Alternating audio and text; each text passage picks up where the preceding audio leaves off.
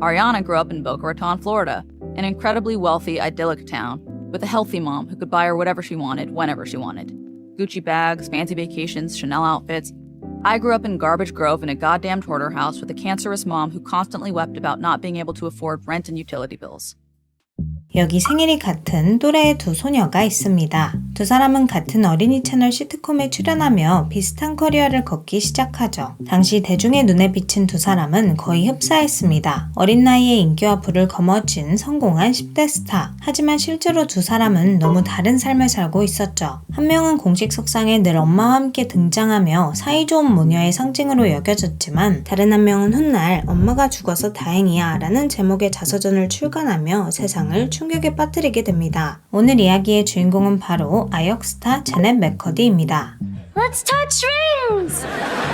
I don't wear rings. Oh, well then let's bump butts! I'll buy a ring. 할리우드에서 성공한 아역스타 중 한 명으로 손꼽히는 제넷은 대표작 아이칼리, 샘앤캣에서 밝고 통통 튀는 캐릭터를 연기해 많은 사랑을 받았습니다. 하지만 제넷의 실제 삶은 그와는 정반대였죠. 제넷이 기억하는 가장 어릴 때의 기억은 아끼던 장난감도 좋아하던 친구들도 아니었습니다. 바로 자신을 안타깝게 바라보는 이웃들의 시선이었죠. 제넷의 엄마가 제넷이 2살 무렵 유방암 사기 진단을 받았기 때문인데요. 암 진단 이후 엄마는 집안의 물건들에 병적으로 집착하기 시작합니다. 그 어떤 물건도 정리하거나 버리지 못했고 집안은 점점 쓰레기로 가득 찼죠. 그렇게 제넷과 3명의 오빠들은 쥐가 나오는 집에서 유년기를 보내게 됩니다. 다행히 제넷이 4살이 되었을 때 엄마는 완치 판정을 받는데요. 하지만 엄마는 제넷과 오빠들에게 내가 언제든 다시 아플 수 있다는 말을 반복했고 어린 제넷의 마음엔 언제든 엄마가 죽을 수 있다는 공포가 깊게 자리 잡게 됩니다. 그리고 6살 제넷은 엄마의 권유로 연기를 시작합니다. 이 선택은 제넷의 인생을 완전히 바꿔놓죠. 처음에는 드라마와 영화에 단역으로 출연하던 제넷은 2007년 어린이 시트콤 아이칼리를 기점으로 단숨에 스타 반열에 오르게 됩니다. 길에서 누군가 딸을 알아볼 때마다 엄마의 얼굴에는 환한 미소가 번졌고 그 모습을 보며 제넷은 이렇게 생각하게 됩니다. 내가 더 유명해지면 엄마도 더 행복해질 거야. 그러면 엄마는 죽지 않을 거야. 그런데 제넷의 성공에 집착했던 건 제넷 혼자만이 아니었습니다. 사실 애초에 배우의 삶을 꿈꿨던 건 엄마였는데요. 자신이 이루지 못한 꿈을 딸을 통해 대신 이루게 된 거였죠. 게다가 제넷의 성공은 가난했던 집안 형편을 단숨에 바꿔놓았고 엄마에게 딸의 배우 활동은 대리만족을 넘어 가족의 생계 그 자체였습니다. 하지만 정작 제넷은 카메라 앞에 서는 게 즐거운 아이가 아니었죠. 겉으로 보기엔 타고난 배우처럼 보였지만 실상은 그저 엄마의 행복을 위해 열심히 연기하는 아이일 뿐이었습니다. 그러던 어느 날 지친 제넷은 엄마에게 솔직히 털어놓습니다. 엄마, 나 연기 그만하고 싶어. 그 한마디에 엄마는 거의 발작에 가까운 반응을 보였죠. 울음을 터뜨리는 엄마를 보며 제넷은 자신에게 연기를 관두는 선택지는 없다는 걸 깨닫게 됩니다. She would either say like, Nat, you don't mean that, or she'd say, well, we need this, and then I'd feel guilty.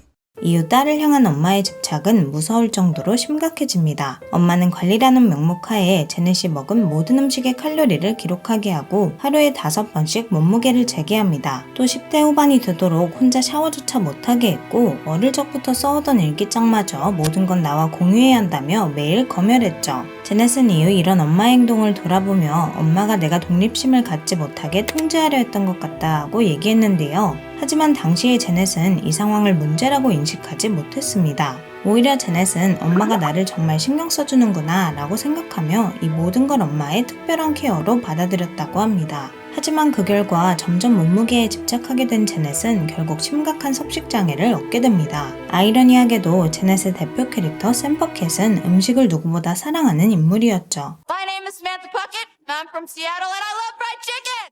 이렇게 엄마의 끔찍한 통제 속에 성인이 된 제넷은 2012년 말 아이칼리의 스핀오프 작품인 샘앤캣 촬영을 통해 자신과는 전혀 다른 인생을 살고 있는 듯한 또래 친구를 만나게 됩니다. 바로 캣 발렌타인을 연기한 아리아나 그란데였죠.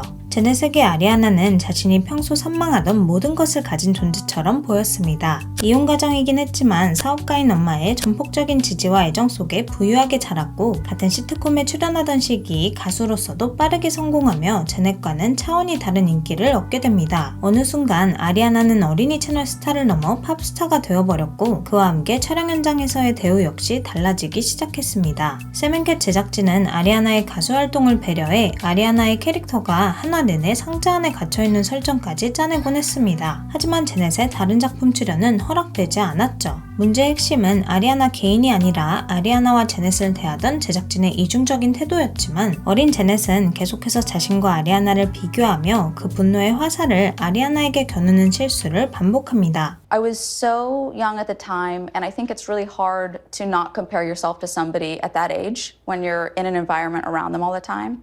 So I made that mistake repeatedly. 이런 상황에서 제넷 엄마의 건강마저 다시 악화되는데요. 재발한 엄마의 유방암은 이번엔 다른 부위까지 전이됐고 상태는 빠르게 악화됐죠. 점점 의식을 잃어가는 엄마를 보며 제넷은 이렇게 말합니다. 엄마, 나 살 빠졌어. 일어나봐. 당시 제넷에게 엄마를 일으킬 수 있을 것 같은 말은 그 말밖에 떠오르지 않았다고 해요. 하지만 결국 2013년 9월 엄마는 세상을 떠납니다. 드디어 엄마의 통제에서 벗어난 제넷에게 처음 찾아온 감정은 자유가 아니라 공포였습니다. 엄마가 만들어 놓은 울타리가 익숙했던 제넷은 그 울타리가 사라지자 오히려 길을 잃고 방황하기 시작합니다. 섭식장애는 더 심해졌고 점점 술에도 의존하기 시작했죠. 그리고 이 혼란 속에서 제넷의 아빠마저 또 다른 폭탄을 터뜨리는데요. 바로 자신이 친부가 아니라는 고백. 알고 보니 첫째를 제외한 제넷과 다른 형제들은 엄마가 수년간 부적절한 관계를 맺어온 다른 남성과의 사이에서 태어난 자식들이었죠. 그제서야 제넷은 평생 느껴왔던 아빠와의 거리감이 어디에서 유래했는지 이해하게 됩니다. 하지만 그보다 더 컸던 건 이런 거대한 비밀을 숨긴 채 세상을 떠난 엄마를 향한 분노였습니다. 통제형 엄마와 무관심한 아빠, 둘 중 제넷의 진정한 보호자는 아무도 없었죠. 방황 끝에 극단적인 생각까지 하게 된 제넷은 살아남기 위해 두 가지 선택을 합니다. 첫 번째는 상담 치료였는데요. Immediately, I went into, it's because she wanted me to be successful. It's because she wanted me to have a better life. Like, I was so defensive. I didn't even realize that I was at the time. 상담 초기엔 엄마 행동을 폭력이라 인정하기 힘들어했지만 시간이 흐르며 조금씩 그동안 외면해왔던 진실을 마주하기 시작합니다. 두 번째는 배우를 그만두는 것이었습니다. 애초에 배우의 삶은 엄마의 꿈이었기에 제넷은 진정 자신이 좋아하는 일이 무엇인지 집중해보기로 합니다. 그 과정에서 제넷은 글쓰기의 매력에 깊이 빠지게 되는데요. 어릴 적부터 꾸준히 일기를 써오던 제넷에게 글쓰기는 친숙한 행위였죠. 달라진 건 하나, 더 이상 매일 밤 제넷의 글을 검열하던 엄마가 곁에 없다는 것이었습니다. 그렇게 제넷은 엄마를 향한 끓어오르는 분노를 마치 토해내듯 글로 쏟아내기 시작합니다. 그리고 그렇게 쌓인 한 페이지 한 페이지가 결국 한 권의 책이 되고 2022년 엄마가 세상을 떠난 지 약 10년 만에 제넷의 첫 자서전 엄마가 죽어서 다행이야가 세상에 공개됩니다. She wanted this, and I wanted her to have it. I wanted her to be happy. But now that I have it, I realize that she's happy and I'm not. I was conditioned to believe any boundary I wanted was a betrayal of her, so I stayed silent. My mom emotionally, mentally, and physically abused me in ways that will forever impact me. 이 책은 출간 직후 뉴욕타임즈 베스트셀러 1위에 오르며 세계적인 반향을 일으키는데요. You wrote a book entitled I'm Glad My Mom Died. Yeah. And it is a massive hit. When you broached this topic, when you started thinking about it, were you worried that people would turn on you? I felt even if they did, it was a message worth sharing. I really mean that. Wow, I love that. 통통 튀는 아역 스타로만 기억되던 제넷이 겉으로 보여지는 것과는 전혀 다른 삶을 살고 있었다는 사실에 많은 사람들이 충격을 받았죠. 아이칼리에 함께 출연했던 동료이자 제넷의 가까운 친구였던 배우 미란다 코스그로브 역시 항상 현장을 웃게 만들던 친구가 그런 삶을 살고 있었는지 몰랐다며 안타까운 심경을 전하기도 했습니다. 이 밖에도 통제형 부모 밑에서 자란 수많은 독자들이 제넷의 자서전에 깊이 공감했고 책은 300만 부 이상 판매되며 드라마 제작까지 확정됩니다. 배우 제니퍼 애니스톤이 제넷 엄마 역할에 캐스팅되었고 제넷이 직접 연출에 참여할 예정이라고 하죠. 첫 자서전의 성공에 이어 최근 제넷은 첫 소설까지 출간하며 작가로서 왕성한 활동을 이어오고 있는데요. 자신의 고통을 직접 마주해야 했던 자서전과는 달리 소설을 쓰는 과정은 훨씬 행복하게 느껴졌다고 합니다. 하지만 결국 마주하기 힘들었던 어린 시절의 경험은 제넷이 작가로서 커리어를 시작하는데 아주 큰 밑거름이 되어주었죠. 그럼에도 불구하고 제넷은 그 시간이 자신에게 도움이 됐다고는 절대 말하고 싶지 않다고 밝혔습니다.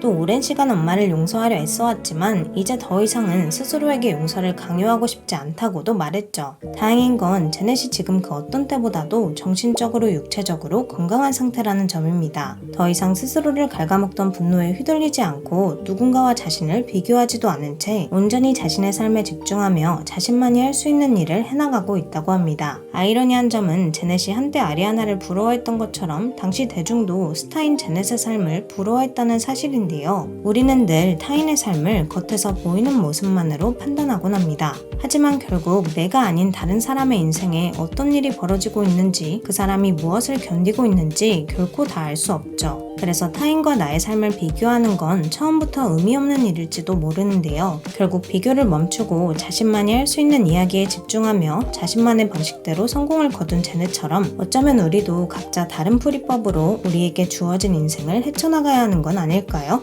이번 영상을 준비하면서 처음엔 비교라는 키워드가 눈에 들어왔다면 뒤로 갈수록 위로라는 단어가 더 크게 와닿았는데요. 쓰기 어려운 이야기일수록 써야 한다는 제넷의 말처럼 내가 꺼내기 어려운 이야기가 누군가에게는 위로가 될 수 있기에 오늘 이 영상도 작게나마 누군가에게 위로로 다가갈 수 있다면 좋겠습니다. 그럼 우리는 다음 영상에서 만나요.